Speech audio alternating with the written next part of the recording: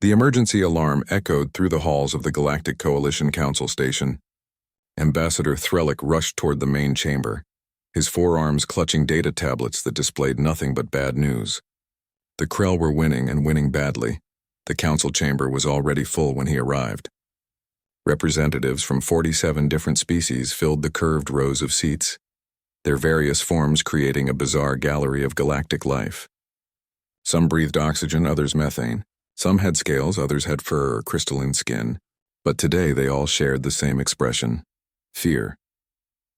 High Counselor Maverin stood at the center podium, her crystalline body refracting the chamber lights into rainbow patterns across the walls. Even her usually calm voice carried an edge of panic. "The Krell swarm has broken through our defensive line at Sector 7, she announced. 3 colony worlds have gone dark in the last week. We estimate over 2 billion souls lost." A wave of shocked murmurs rippled through the chamber. 2 billion? The number was almost too large to comprehend. "Our fleets are retreating on all fronts," Maverin continued. "The Krell outnumber us 5-1 and they keep coming.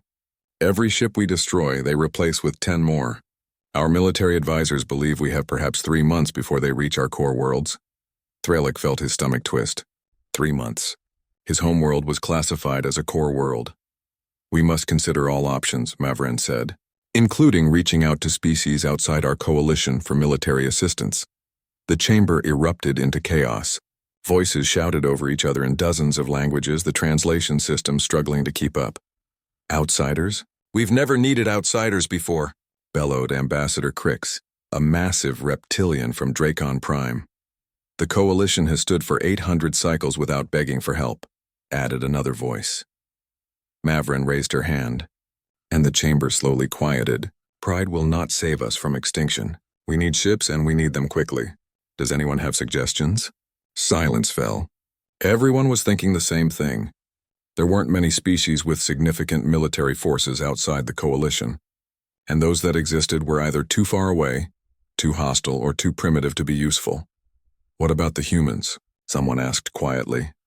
Threllick turned to see who had spoken. It was Ambassador Lyrith, a small insectoid from the Rim territories. "The humans?" Crix laughed, a sound like rocks grinding together. "Those newcomers? They've been in space for what, barely 200 cycles? They have maybe a dozen ships. How would that help us?" "Actually," Lyrith corrected, "they've been members of the coalition for 150 cycles, and intelligence reports suggest they have at least 50 military vessels, possibly more." 50 ships, Crix snorted. "We've lost 1,000 ships in the last month alone. What difference would 50 more make?" Threllick found himself standing, surprising even himself.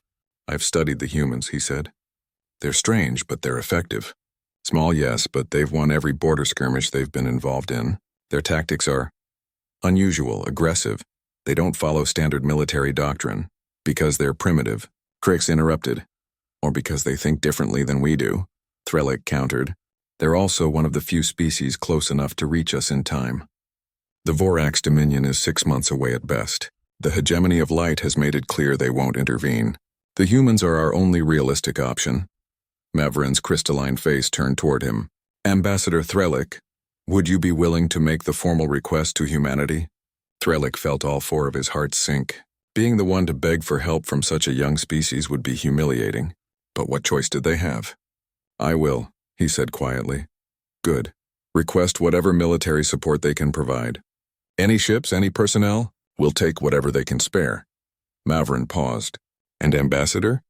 Emphasize the urgency but maintain our dignity. Ask for modest assistance. We don't want to appear too desperate." Threllick nodded, though he thought they were well past the point of maintaining dignity. Desperation was all they had left. The council session ended and Threllick made his way to the communications center. His assistant, a young Xanthari named Prolix, was waiting with the transmission equipment ready. "Composing a message to humanity, Ambassador?" Prolix asked. "Yes, make it formal but brief. We don't have time for lengthy diplomatic pleasantries," Threllick dictated while Prolix typed.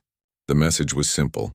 The Galactic Coalition faced an existential threat from the Krell swarm. They requested modest military assistance from humanity. Whatever ships Earth could spare would be appreciated. Time was critical. "Should I mention compensation?" Prolix asked. "Of course. Standard coalition rates for military contractors. access to our technology databases, favorable trade agreements, the usual offerings. And should I specify how many ships we're hoping for? Threllick considered. If they asked for too many, the humans might refuse. If they asked for too few, they might not send enough to make a difference. Leave it vague. Say we would appreciate whatever support they can provide. Prolix finished typing and looked up. Ready to transmit, Ambassador. Send it. The message burst out through the quantum communications network, racing across light years toward Earth. Now all they could do was wait. 3 days later, a response arrived. Threllick was in his quarters trying unsuccessfully to sleep when Prolix called him. Ambassador, the humans have responded. Threllick rushed to the communications center, his mind racing through possibilities. Had they refused, agreed, demanded impossible compensation? The message was displayed on the main screen. Threllick read it twice, then a third time. That's it? He asked. That's the entire message? Prolix nodded. Yes, Ambassador. Just those 2 sentences. The message read, Assistance en route. ETA 6 standard cycles. No mention of how many ships. Threllick asked. No, sir. No demands for compensation or trade agreements. Nothing, sir. No questions about the enemy force composition or tactical situation. They didn't ask for anything, sir. Threllick stared at the screen. The response was almost rude in its brevity, but at least they were coming. He'd expected weeks of negotiation, demands for intelligence briefings, debates about compensation. Instead, the humans had simply said yes and were already on their way. 6 cycles, he murmured. That's fast, very fast. They must have ships close to our borders already. Should we send additional information about the Krell? Prolix asked. Yes, prepare a full intelligence package. Fleet compositions, tactical analyses, everything we have. If they're coming to help, they should know what they're flying into. Right away, Ambassador. As Prolix hurried off, Threllick allowed himself a moment of cautious optimism. The humans were coming. It might only be a few dozen ships, but it was better than nothing. Every vessel counted at this point. He returned to his quarters and tried to rest. In 6 days, they would see what humanity could offer. He hoped it would be enough to at least buy them some time. In the dark of his room, Threllick's prayer was simple. Please let them send more than a token force. He had no idea that his prayer was about to be answered in a way that would terrify him more than the Krell ever could. Admiral Sarah Chen stood in the war room of Fleet Command Station Armstrong 7, staring at the holographic display that showed the Coalition's distress call. Around her, the highest-ranking military officers in human space waited in silence. Let me make sure I understand this correctly, she said slowly. The Galactic Coalition, which has largely ignored us for the past century and a half, is now asking for military help? That's correct, Admiral, replied Commander Williams, her intelligence officer. They're facing something called the Krell Swarm. From what we can gather, it's a hive mind species that reproduces rapidly and overwhelms enemies with sheer numbers. How bad is it? Williams pulled up a star map. Red zones marked Krell-controlled space, spreading like a bloodstain across Coalition territory. 3 colony worlds destroyed in the last 2 weeks. Coalition forces are retreating on all fronts. Their casualties are in the billions. The room went quiet. Billions. The number was staggering.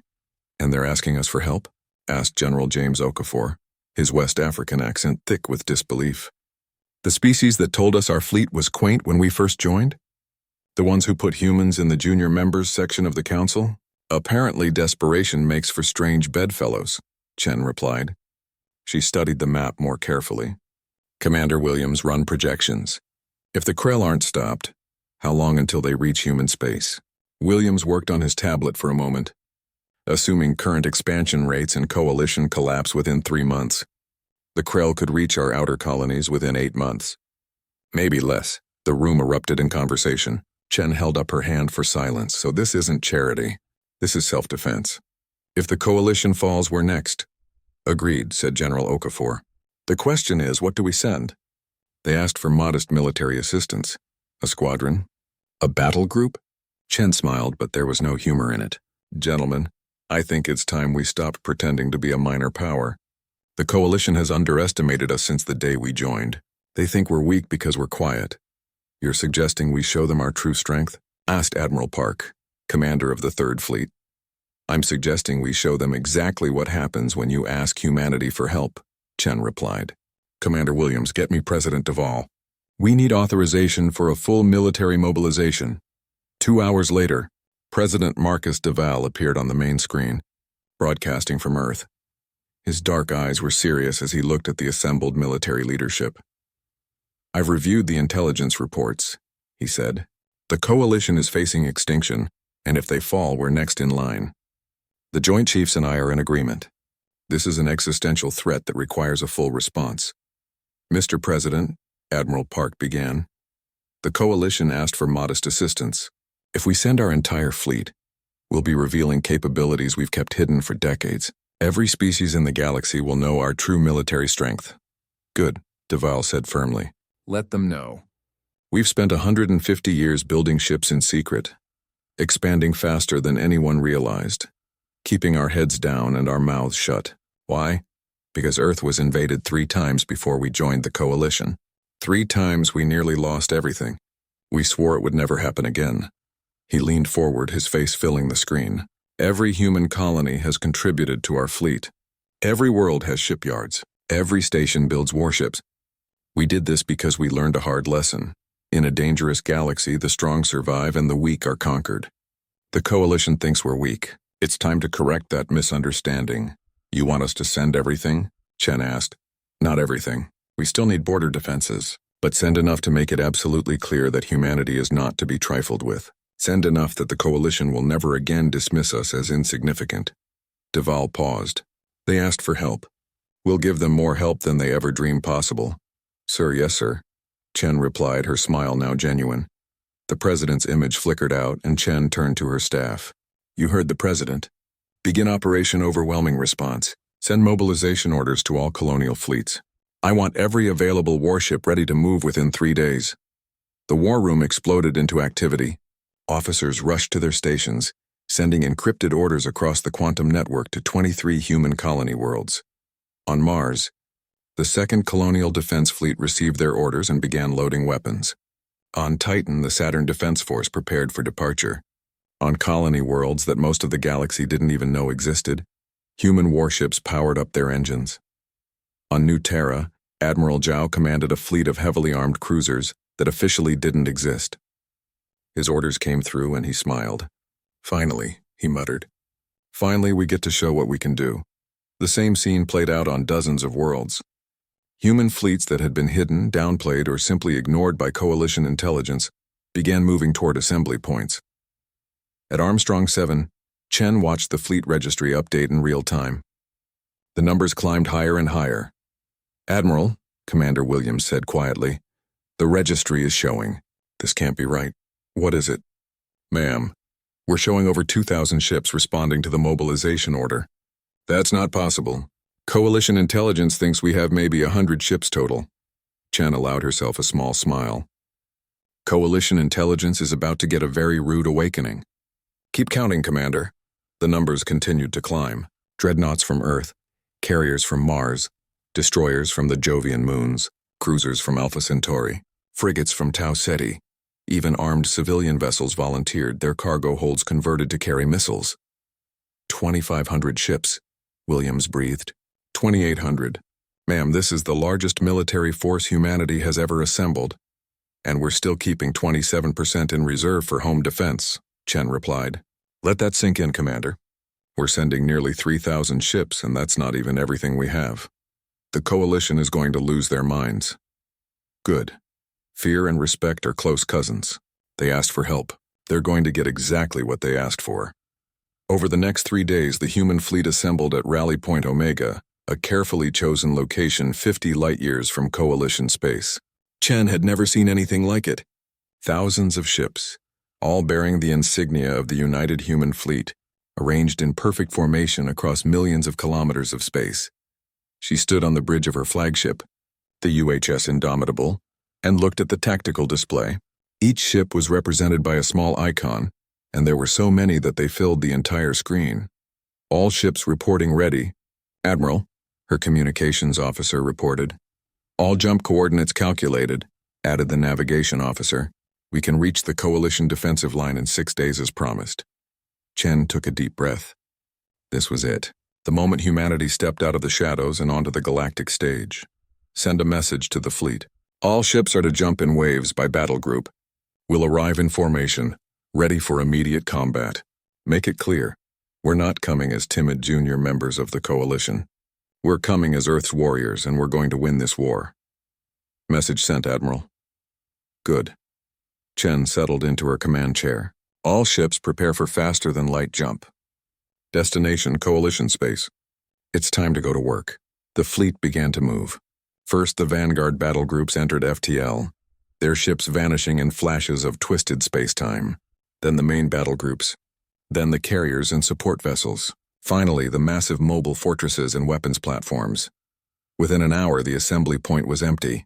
The entire human fleet was racing toward the Coalition, toward the war, toward the moment when the galaxy would realize that Earth was no longer a minor player. Chen watched the countdown timer tick down. 6 days until arrival. 6 days until the Coalition saw what humanity really was. 6 days until everything changed. The Coalition defensive line at the Helix Nebula was dying slowly. Ambassador Threllick stood on the bridge of the command ship Valor's Pride, watching another friendly icon vanish from the tactical display. That made 17 ships lost today. 17 ships and thousands of lives gone in flashes of light and metal. Status report, demanded Fleet Commander Zalthor, a grizzled veteran whose scales had turned gray from stress. Krell forces continue their advance on the center flank, replied the tactical officer. We've lost the Bright Hope and the Morning Star. The defensive perimeter is collapsing. How long until they break through completely? Optimistic estimate? 12 hours. Realistic estimate? 6. Zalthor's tail thrashed in frustration. And the humans? Any word? Threllick checked his communication tablet. Their message said they would arrive in 6 days. That was 6 days ago. They should be here any time now, assuming they're actually coming. If they're coming at all, Zalthor muttered. For all we know, they decided we weren't worth the risk. They said they were coming, Threllick insisted, though his own doubt was growing. Maybe the humans had looked at the tactical situation and realized it was hopeless. Maybe their few dozen ships wouldn't make a difference anyway. Sir, the sensor officer suddenly shouted. I'm detecting massive spatial distortions at the edge of the system. Everyone on the bridge turned to look at the main display. Threllick felt all 4 of his hearts begin to race. This was it. The humans were arriving. How many ships? Zalthor asked. I'm having trouble getting a clear reading. The distortions are massive. Bigger than anything I've seen before. The first ships emerged from faster-than-light travel in perfect formation. Threllick counted them as they appeared. 10, 20, 50, 100. They sent 100 ships, he breathed in amazement. That's their entire fleet. They actually sent everything they have. But the ships kept coming. 150. 200. 250. The bridge went silent. Everyone stared at the display in disbelief. That's not possible, Zalthor whispered. Our intelligence said they had maybe 100 ships total. Our intelligence was wrong, Threllick replied, his voice hollow. The second wave arrived. Hundreds more ships materialized from FTL, their hulls painted in the blue and white colors of Earth. These were smaller vessels, cruisers and destroyers, but there were so many of them. 500, 600, 700. How many are there? Someone asked. Nobody answered because the third wave was arriving. Even smaller ships this time, frigates and corvettes. But they came in a flood. 800, 900, 1,000. Threllick's legs felt weak. He grabbed the railing to steady himself. This couldn't be real. The humans were supposed to be a minor species, a young race barely out of their home system. Where had all these ships come from? The fourth wave arrived, and Threllick realized they weren't just warships. Supply vessels, medical ships, repair craft, mobile factories, fuel tankers. The humans hadn't just sent a military fleet. They'd sent an entire war machine. 1,500 ships, the sensor officer reported, his voice shaking. 1,600, 1,700. Keep counting, Zalthor ordered weakly. Finally, the last wave emerged. These weren't ships in any traditional sense. They were mobile fortresses, weapons platforms the size of small moons, bristling with enough firepower to destroy planets. They moved slowly into position, and even through the vacuum of space, Threllick imagined he could feel their weight. Final count, the sensor officer announced. 2,847 vessels. The bridge was completely silent. Threlik's mind refused to accept the number. The entire coalition defensive line had maybe 300 ships remaining. The humans had arrived with nearly 3,000.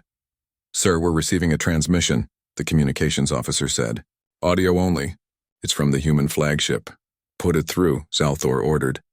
A calm female voice filled the bridge. The translation system rendered it in perfect coalition standard. But Threlik could hear the underlying confidence in the original words. "This is Admiral Sarah Chen of the United Human Fleet, commanding the UHS Indomitable. We are responding to the Coalition's request for military assistance. All ships are combat ready and standing by for orders. Where do you need us?" Zalthor opened his mouth but no sound came out. He tried again. "Admiral Chen, this is Fleet Commander Zalthor. How many ships did you bring?" 2,847 combat and support vessels, Chen replied. "Is that sufficient for your needs?" "Sufficient?" Zalthor looked around the bridge as if searching for reality. "Admiral, you've brought more ships than the entire Coalition defensive force. This is your entire fleet, isn't it?" There was a pause.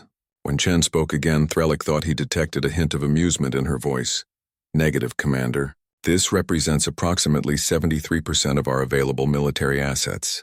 The remaining 27% are defending our borders and cannot be deployed at this time." Threlik felt dizzy. This wasn't even their whole fleet. The humans had more ships at home.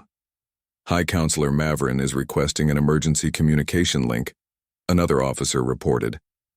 Mavrin's crystalline face appeared on a side screen. Even through the translation, Threlik could hear the panic in her voice. "Ambassador Threlik, what is happening? Our sensors are showing thousands of ships entering the system. Are we being invaded? Is this a second enemy force?"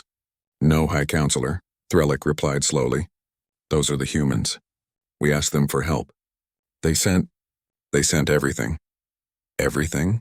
You mean their entire fleet of 50 or so ships? I'm seeing nearly 3,000 vessels."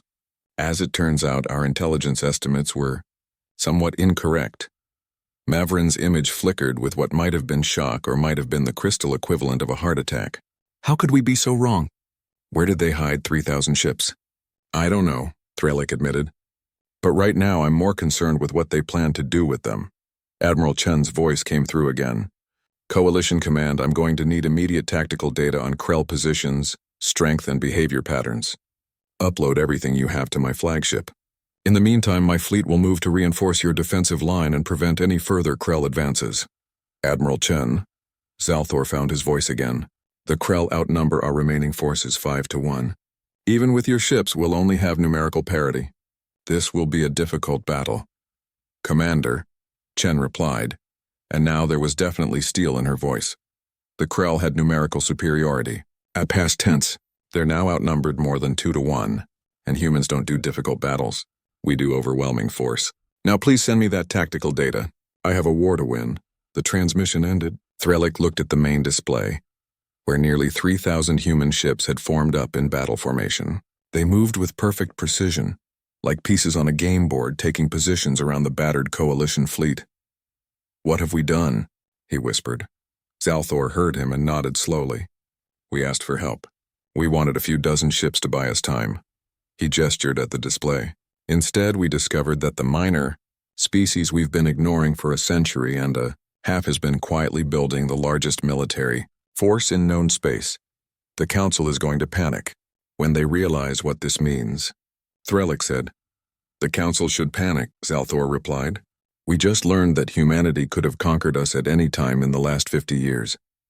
They just chose not to." On the display, the human fleet began to advance toward the Krell lines. Their formation was like nothing Threlik had ever seen. Aggressive, confident, and utterly unafraid. The Krell swarm had been the Coalition's nightmare for months, an enemy they couldn't defeat, couldn't negotiate with, couldn't escape from.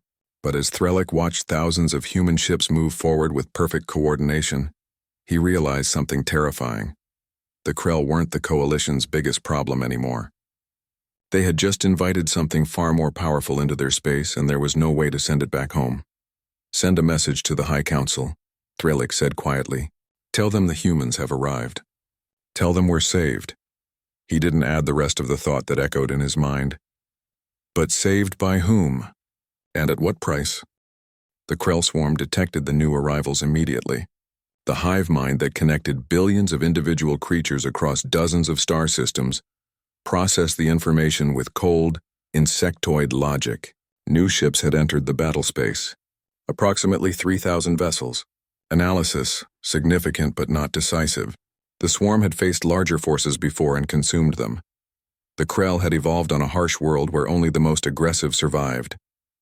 Their entire species was built around a simple strategy: overwhelm, consume, reproduce, expand. It had worked for thousands of years across hundreds of worlds. It would work again. The swarm began redirecting forces to engage the newcomers. Victory was inevitable. Admiral Chen watched the Krell response on her tactical display. The enemy was redeploying, shifting their formations to meet the human fleet.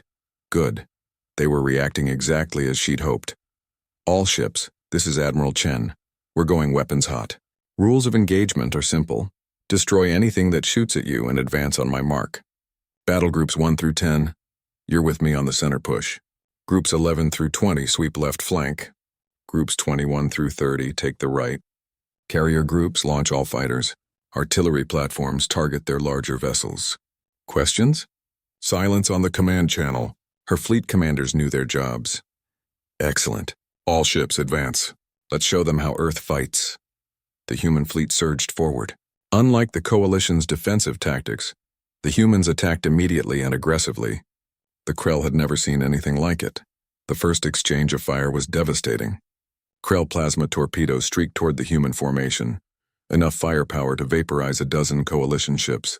The human point defense systems opened up, and the space between the fleets lit up with thousands of interceptor missiles and laser bursts.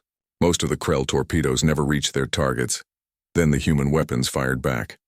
Threllick watched from the Coalition command ship, and his 4 hearts nearly stopped. The humans didn't use plasma weapons or laser arrays like civilized species. They used kinetic kill vehicles. Massive slugs of depleted uranium accelerated to a fraction of light speed by railguns the size of buildings. They used missiles that carried nuclear warheads. They used focused particle beams that could cut through shields like paper. A Krell heavy cruiser, the same type that had taken hours for Coalition forces to destroy, was hit by a spread of human missiles. It simply vanished in a ball of nuclear fire. By the ancestors, Zalthor whispered. What are they using? Everything, Threllick replied. They're using everything. The human carriers had launched their fighter craft, and Threllick had another shock. He'd expected maybe a few hundred fighters total. Instead, thousands of small craft swarmed from the carrier groups, each one piloted by a human who seemed to have no concept of self-preservation. They dove into Krell formations, launched their missiles at point-blank range, and peeled away at speeds that should have killed their pilots. The Krell swarm, which had dominated through sheer numbers, suddenly found itself outnumbered for the first time in the war. The hive mind adjusted tactics, trying to surround and overwhelm the human ships the way it had destroyed Coalition fleets. Admiral Chen saw the Krell maneuver and smiled. They were doing exactly what she'd expected. Signal the artillery platforms, fire at will. The massive weapons platforms that had arrived in the final wave opened fire. Each one carried railguns powerful enough to accelerate projectiles to devastating speeds. They didn't target individual Krell ships. They targeted entire formations. The projectiles punched through the first ship they hit, then the second, then the third, their momentum carrying them through Krell battle lines like bullets through paper. A single shot from one platform destroyed 7 Krell vessels, and there were 300 platforms firing continuously. The Krell swarm reeled. This wasn't how battles were supposed to go. The prey was supposed to run or hide. They weren't supposed to attack with overwhelming aggression and firepower. The hive mind struggled to adapt. They're trying to retreat, the Coalition sensor officer reported in disbelief. The Krell are backing off from the human fleet. Don't let them, Chen's voice crackled over the open communications channel. All battle groups pursue. Pin them against the nebula. Don't give them space to regroup. The human fleet accelerated, chasing the retreating Krell. The Coalition forces could only watch in amazement. For months they'd been running from the swarm. Now the swarm was running from humanity. Over the next 72 hours, the battle raged across 4 star systems. The humans pushed forward relentlessly, giving the Krell no time to rest or reorganize. Every time the swarm tried to form a defensive line, Human ships would punch through it with coordinated strikes. Every time the Krell tried to retreat, human fighters would harry their retreat, destroying stragglers. Captain Marcus Webb commanded the destroyer UHS Relentless, and he was having the time of his life. His ship had been in 3 major engagements in the past 2 days, and his crew was operating on stimulants and pure adrenaline. Krell cruiser at bearing 270, his tactical officer reported. "She's damaged and falling behind the main swarm formation. Take us in," Webb ordered. "Weapons. Load the heavy penetrators. Let's make this quick." The Relentless dove toward the wounded Krell ship, dodging return fire. Webb's weapons officer waited until they were at optimal range, then fired a full spread of railgun slugs. The Krell cruiser's shields flared and failed. The slugs punched through the hull and secondary explosions ripped the ship apart. Target destroyed. "That's our 7th kill this engagement," the tactical officer reported. "Good work, people. Find us another target." This scene played out across the fleet. Human ships were designed for sustained combat operations, and their crews were trained to keep fighting even when exhausted. The Krell had numerical superiority at the start of the war, but humans had something more valuable. They had determination, superior coordination, and weapons specifically designed to kill as efficiently as possible. On the 4th day of the battle, Admiral Chen's intelligence officer made a crucial discovery. "Admiral, we've been analyzing Krell communication patterns.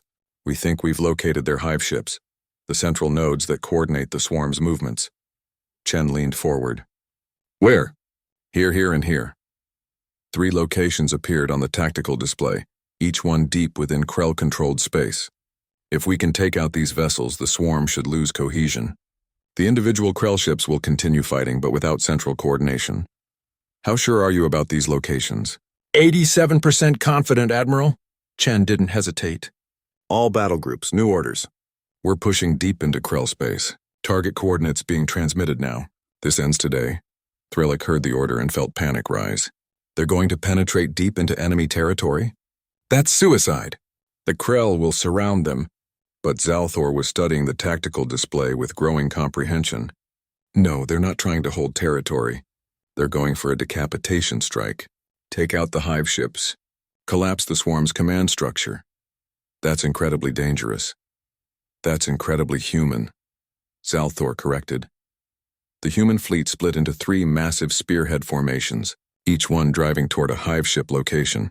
The Krell threw everything they had at the invaders, but the humans had studied the enemy's tactics and countered them at every turn. When the Krell tried to swarm a human ship, point defense systems would clear a bubble of safety. When they tried to use their superior maneuverability, human missiles would track them through every dodge. When they tried to retreat, human ships would cut off their escape routes. Admiral Chen's battle group reached the first hive ship after 18 hours of continuous fighting. The vessel was massive, 3 times the size of any other Krell ship, and it was heavily defended. "All ships concentrate fire on that target. I want overwhelming firepower on that hive ship. Don't stop shooting until it's dust." The entire battle group opened fire simultaneously. Hundreds of railgun slugs, thousands of missiles, and dozens of particle beams converged on the hive ship. Its shields held for maybe 5 seconds. Then they collapsed and the weapons punched through the hull. The hive ship broke apart, its pieces tumbling through space. And across the Krell-controlled systems, something changed. The swarm's movements became erratic, uncoordinated. Ships that had been working in perfect unison suddenly acted independently. Some retreated. Some continued attacking. Some simply stopped moving. The other 2 battle groups report successful strikes on their hive ship targets. Chen's communications officer reported. "The swarm is in complete disarray.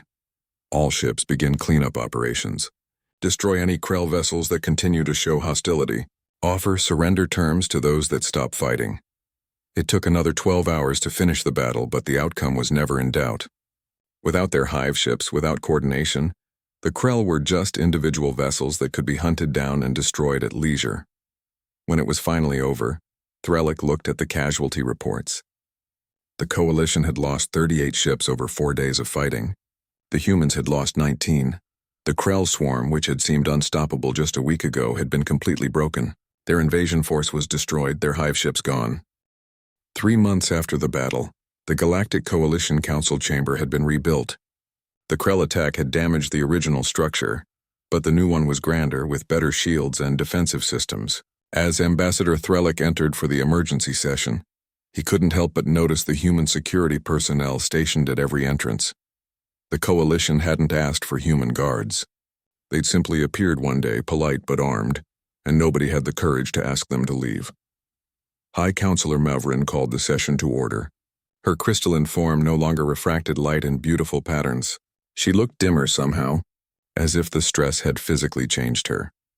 We are here today to formally thank the United Human Fleet for their invaluable assistance in defeating the Krell swarm, she announced.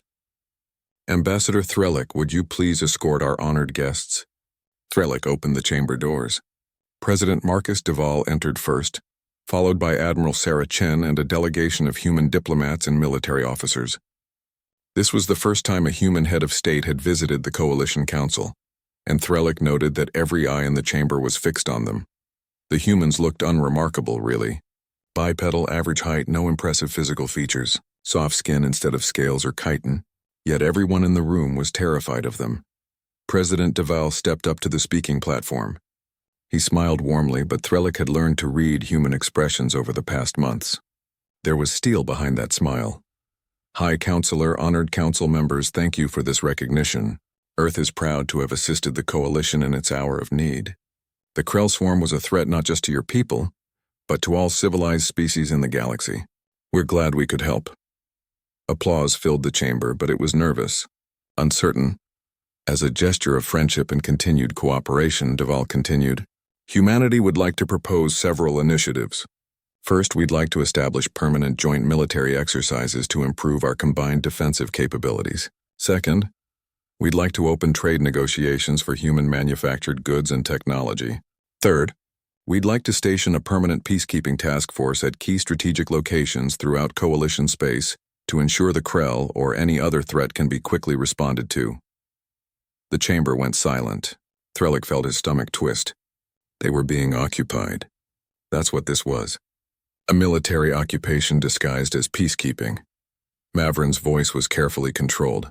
President Duval, we appreciate your generous offer, but surely such extensive military presence isn't necessary. The Krell have been defeated, for now, Duval agreed, but they could return, or another threat could emerge. The galaxy is a dangerous place, as recent events have proven. Wouldn't you agree that prevention is better than scrambling for help at the last minute? It wasn't really a question. Everyone in the room understood that. Of course, Mavrin said weakly. The council will need time to discuss these proposals. Naturally. Take all the time you need. The formal ceremony concluded, and Threllick escorted the human delegation to private quarters that had been prepared for them. As they walked through the station corridors, he noticed other species quickly moving out of the way, eyes down, submissive. Humanity had been a junior member of the Coalition for 150 years. Now, in less than a week, they'd become the most feared species in known space. That evening, Threllick found himself alone with Admiral Chen in one of the station's observation decks. She stood looking out at the stars, a glass of some human beverage in her hand. You're wondering how we did it, Chen said without turning around. How we built such a large fleet without anyone noticing. The thought had crossed my mind, Threllick admitted. It wasn't hard, actually. The Coalition's intelligence was lazy. They looked at Earth, saw a single planet, and assumed that was all we had. They didn't bother to investigate our expansion into our own solar system. They didn't track our colony missions. When we reported establishing settlements on new worlds, they filed the reports and forgot about them. You built shipyards on every colony, Threllick said. Every single one. And our colonies reproduce quickly. Humans like to spread out, build new cities, start new families. In 150 years, we went from one world to 87. The Coalition thought we had maybe 20 colonies. Your intelligence was off by a factor of 4. Why? Threllick asked. Why build so many ships? Why prepare for war on such a scale? Chen finally turned to face him. Because Earth was invaded 3 times before we joined the Coalition. 3 times we nearly lost everything. The first invasion was by the Karax Imperium. They wanted our water. We barely fought them off and millions died.